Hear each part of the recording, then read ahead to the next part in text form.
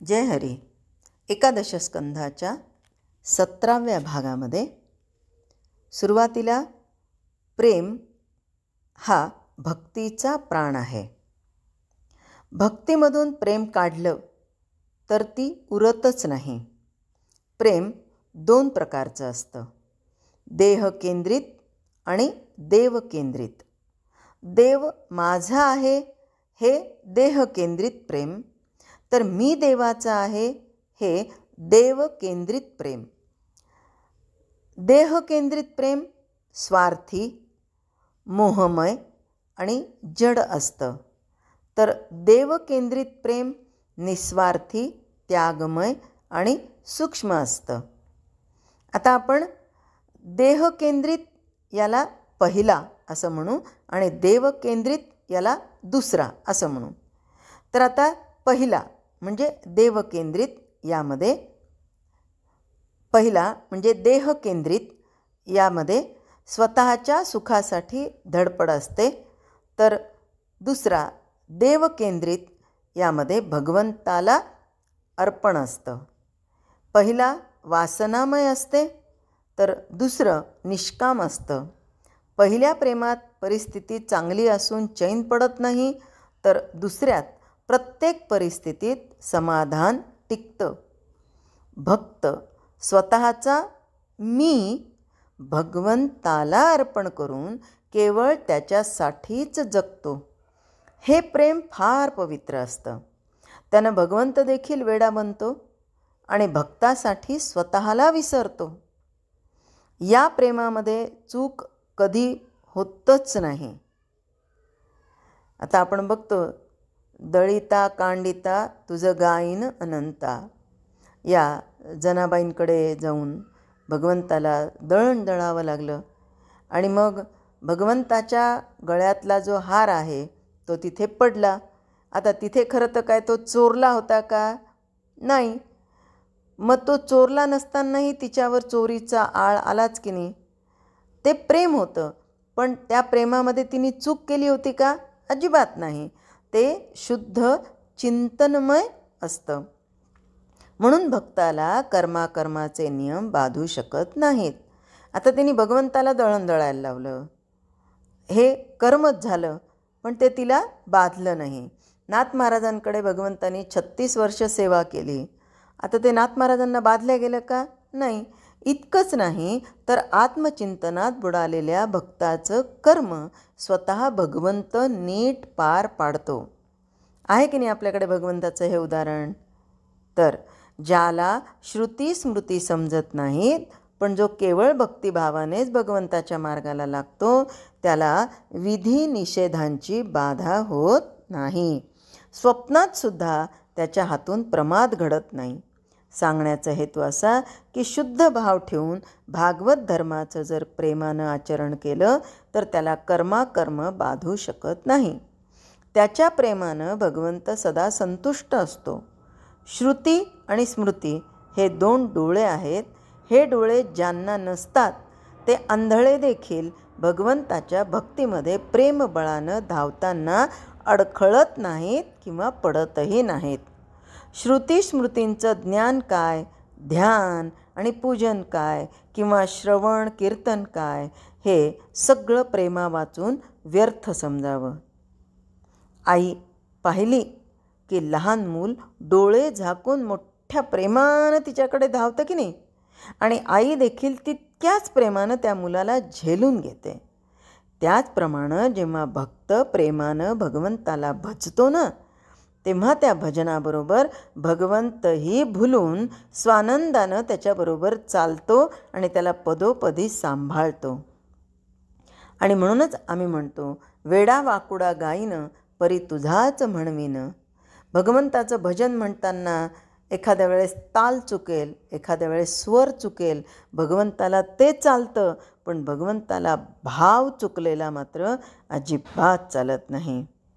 आणि म्हणूनच कर्माचं जे नियम आहेत हे ज्यानं घालून दिलेले आहेत, तो पुरुषोत्तमच भक्तांच्या भजनामध्ये असल्यानं भागवत धर्म आचरत असता भक्ताला कर्म बाधू शकत नाहीत. भगवंत हा स्वानंद कंद आहे.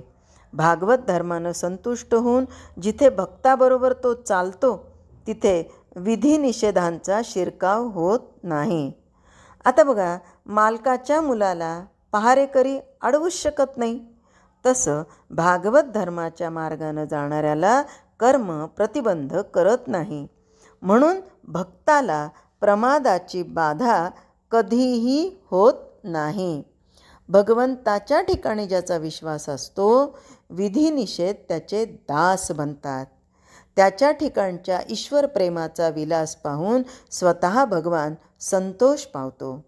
भागवत धर्माच्या आचरणात कर्म करण्याचं जसं जसं राहून जातं तसा तसा भगवंत संतुष्टच होतो. म्हणजे काय, कर्मकांड याच्यामध्ये तो अडकून अहंकारी होत नाही ना. आणि म्हणूनच भगवंतावर खरं प्रेम करणाऱ्या भक्तांना कर्म बाधतं हा भ्रांतिष्ट लोकांचा व्यर्थ भ्रम आहे. कर्माला अर्थात कर्माला जास्त महत्त्व जर दिलं तर मग तिथे अवडंबर माजल्या जातं, भाव कमी होतो. आणि म्हणून भक्ताला कर्म प्रमादात पाडू लागलं तर त्या प्रमादातच भगवंत प्रगट होतो. म्हणून कर्माचं विधिनिषेध भक्तांना बाधत नाही. आता अजामिळाचं उदाहरण घेतलं तर काय बघा, अजामिळाला त्याचं कर्म बाधक झालं. तो यमपाशात बांधला गेला, पण तिथे केवळ नामस्मरणाने भगवंतांनी प्रगट होऊन त्याला पूर्ण पावन केलं. स्वधर्म आणि कर्म या दोहोंना भक्त आपल्या आत्मनिष्ठेच्या सत्तेनं भारवाह करतो.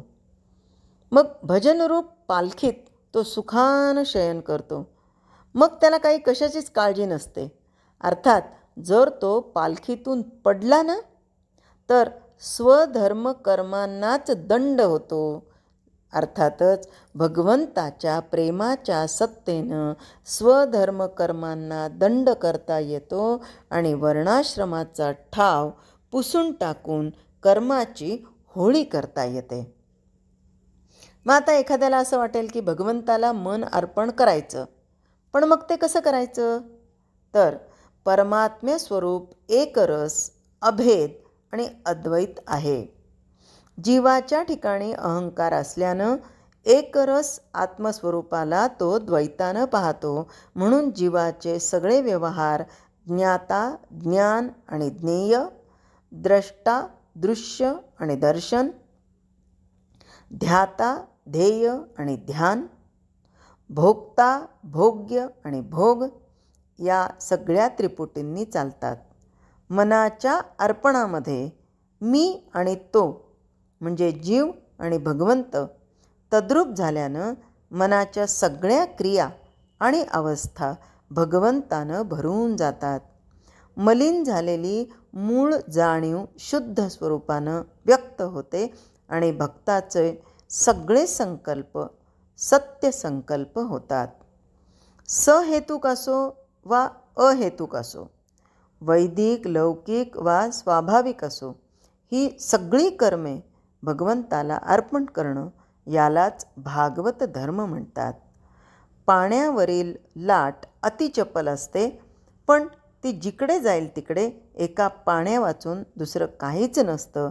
त्याचप्रमाणे भक्तांची सगळी कर्म भगवंतापासून निर्माण होतात, भगवंताच्या साक्षीत्वानं घडतात आणि शेवटी भगवंताच्या ठाईच समर्पण होतात, अर्पण होतात.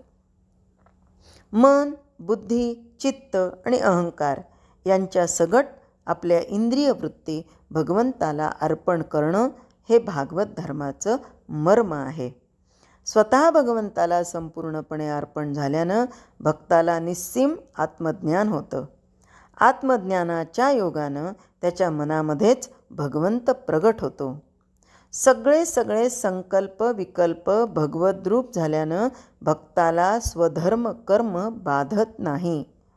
ज्याप्रमाणे बुद्धिबळाच्या खेळात राजा, प्रधान, हत्ती आणि पायदळ सगळे काष्ठमय असतात, त्याचप्रमाणे भक्ताचे सारे संकल्प भगवद्रूपच असतात.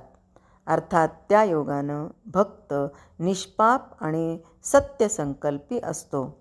जागृती, स्वप्न आणि सुषुप्ती या तीनही अवस्थांमध्ये भगवंताचं प्रेममय चिंतन चालू लागलं म्हणजे अखंड अनुसंधान पूर्णपणे अंगी ठसलं असं समजावं. आणि त्या अवस्थेत भक्ताचे संकल्प ज्या ज्या विषयाची इच्छा करतात तो विषयही भगवद रूपच बनतो. त्यामुळं भगवंताच्या चिंतनाचं प्रेम आपोआपच अतिशय वाढतं.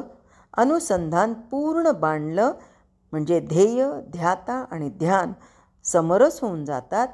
त्याचं मन समाधान पावतं, पण त्या समाधानानंच भगवंताचं प्रेम अधिक वाढत जातं. तुर्या, साक्षी आणि उन्मनी या 3 अवस्था अवस्थापणाला मुकत नाहीत तोपर्यंत भक्त त्यांना भगवंताच्या प्रेममय चिंतनात गुंतवून ठेवतो.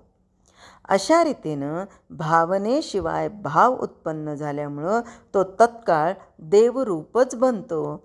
मग अर्पण न करताच सगळं काही भगवंताला अर्पण होतं. यात आश्चर्य ते कसलं बरं. 3 अवस्थांपैकी स्वप्न मुळातच मिथ्या म्हणून भक्त ते बाजूला सारतो. जागृतीमधील दृश्य सोलून काढून शुद्ध जाणीव रूप तेवढं घेतो. आता जागृतीतील शुद्ध दृश्य हे सोलून काढतो म्हणजे कसं, तर हा जो देह आहे याची जी तत्व आहेत मग ही कुणाची आहे, म्हणजे मग याचा आधिभूत, आधिभौतिक आणि आधिदैव मग हे कोणत्या देवतेचं आहे. त्या देवतेच्या योगानं ही त्वचा स्पर्श होऊ शकते वरुण देवतेच्या साह्यानं. या अशा पद्धतीने आपल्याच देहाचं तो पृथक्करण करत जातो आणि म्हणून जागृतामधील दृश्य सोलून काढून शुद्ध जाणीव रूप तेवढं घेतो आणि सुषुप्तीमधील अज्ञानांधकार बाजूला काढून तिच्यातील सुख समाधान तेवढं घेतो. अशा रीतीनं 3ही अवस्थांना शुद्ध जाणीवेत भक्त एकत्र करतो. त्यावेळी मन सगळेच्या सगळे आपणहून आत्म्याला अर्पण होतं आणि या स्थितीतील समाधान अनुभवी भक्तच जाणतात. स्वस्वरूपाच्या ठिकाणी मन सहज अर्पण होण्याचा प्रकार हा असा. जय हरी.